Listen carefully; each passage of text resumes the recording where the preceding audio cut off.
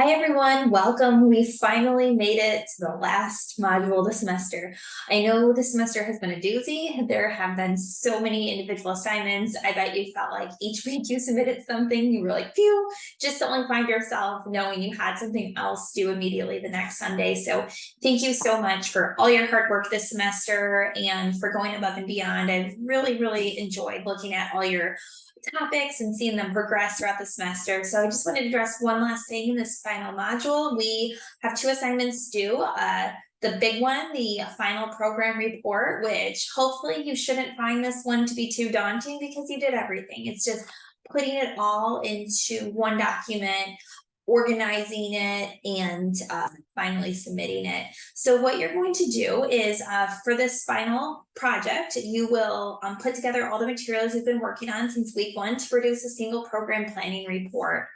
So when you click on the last module for the semester, you'll see all the course level objectives that we've accomplished and also how this activity aligns with the state level competencies. So good job on all of that. And so what you will do before you start, just look over this final project report document. And so what this assignment is just compiling everything as I mentioned, and specifically look at assignments 1 to 11 when creating this final assessment. Ideally, I would love if you could keep it to 25 pages with your, or less, with your narrative. But keep in mind, you can have appendices at the end, like with your educational materials and your logic model or budget or timeline, things like that. Some of those you might want in your project, actual narrative, some you might want in the appendices. Feel free to use what you would like to do for that. Look at some of the past examples that I have for you as well. And so just look at the rubric for this. And then what I would like you to do, if you already started compiling it before you see this, no worries at all. Just feel free to use what you have. I just wanted to provide a template for those of you who maybe don't know where to start.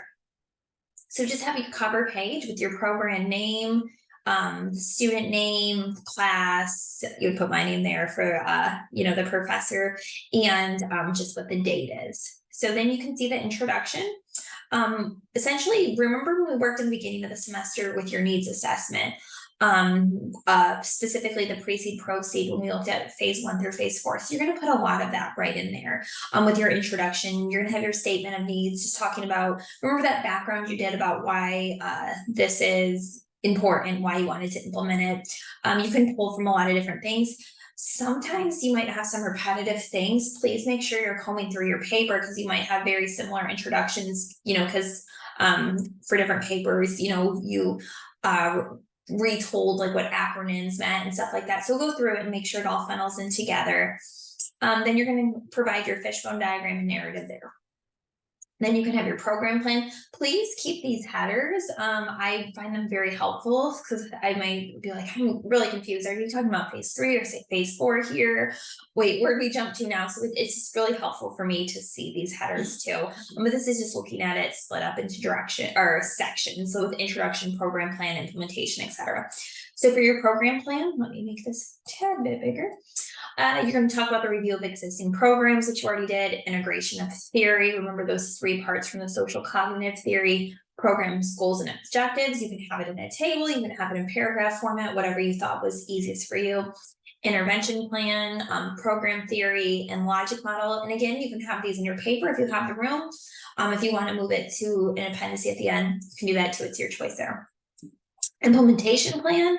The community resources, budget and timeline, educational materials, which you submitted all of this, and then just your evaluation plan, references, and appendices. Appendices can be just whatever you decide to put in that section based off the room you have, or if you had something extra you worked on that you want to add, feel free to put that in there. So that is all we have to do for that. And then the next assignment that you have to complete, I don't know if I can, yep, I can click next right there. So then the next one you have to complete is just your individual student reflection. So I gave some prompts for you to reflect on, maybe what was your favorite part, maybe you really liked working with the pre-seed proceed model, or maybe you really liked coming up with goals and objectives. And then what were some challenges for you? And maybe you really just could not comprehend the fishbone diagram or the logic model, or you didn't like working on the budget. So just kind of reflect on those things, some takeaways.